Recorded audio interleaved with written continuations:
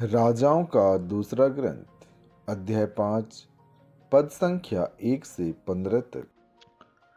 अराम के राजा के सेनाध्यक्ष नामान को अपने स्वामी का सम्मान तथा कृपा दृष्टि प्राप्त थी, क्योंकि प्रभु ने नामान द्वारा अरामियों को विजय दिलाई थी। वह महान योद्धा था, किंतु वह कोढ़ी था।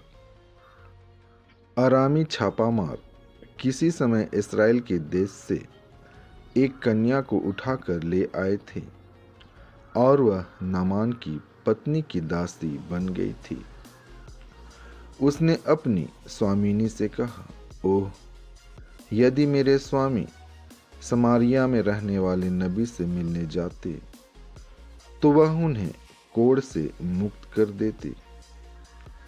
नामान ने अपने स्वामी को बताया कि इस्राएली कन्या ने क्या क्या कहा है।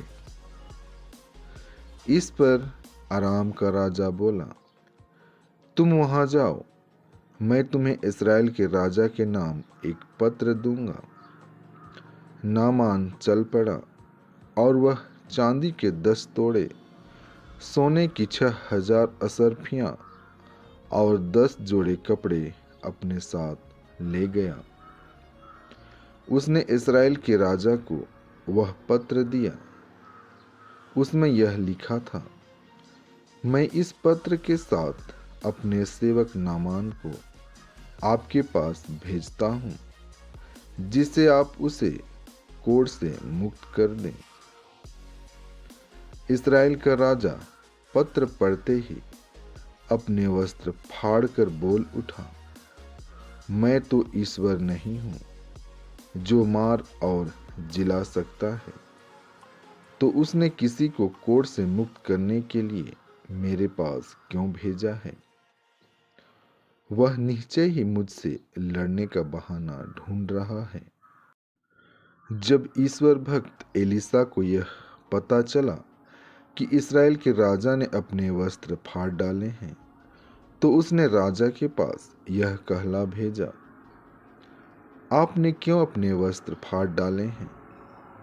वह मेरे पास आए तो वह जान जाएगा कि इस्राएल में एक नबी विद्यमान है।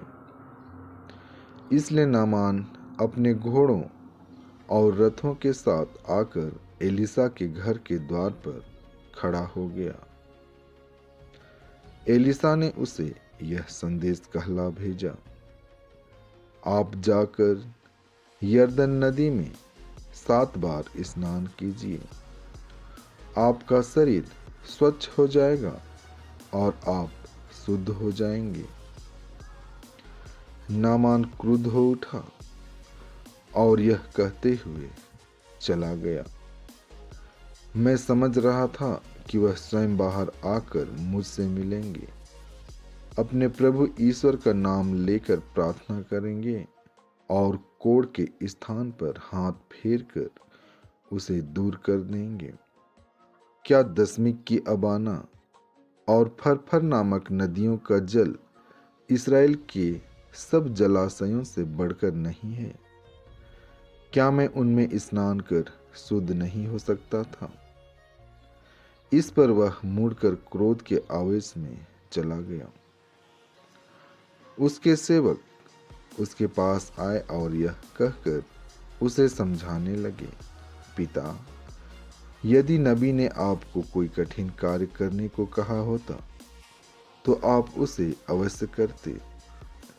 जब उन्होंने इतना ही कहा, स्नान कीजिए और आप शुद्ध हो जाएंगे, तो आपको ऐसा अवश्य करना चाहिए।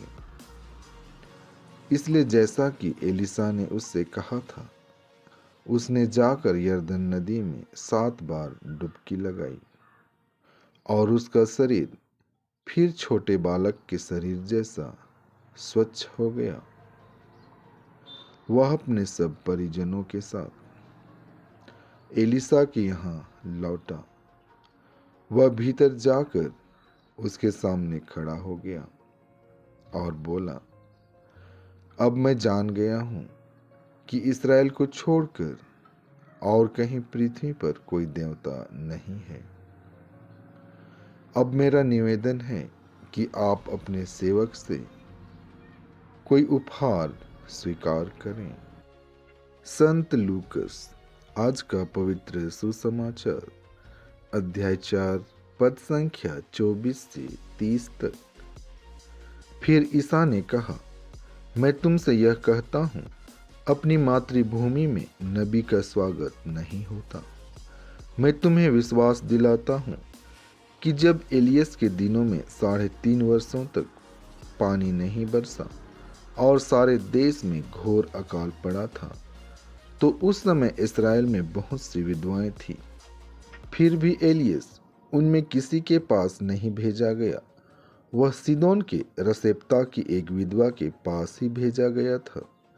और नबी एलिसेयस के दिनों में इस्राएल में बहुत से कोढ़ी थे, फिर भी उनमें कोई नहीं बल्कि सीरी नामन ही निरोग किया गया था। यह सुनकर सभागृह के सब लोग बहुत क्रुद्ध हो गए। वे उठ खड़े हुए और उन्होंने ईसा को नगर से बाहर निकाल दिया।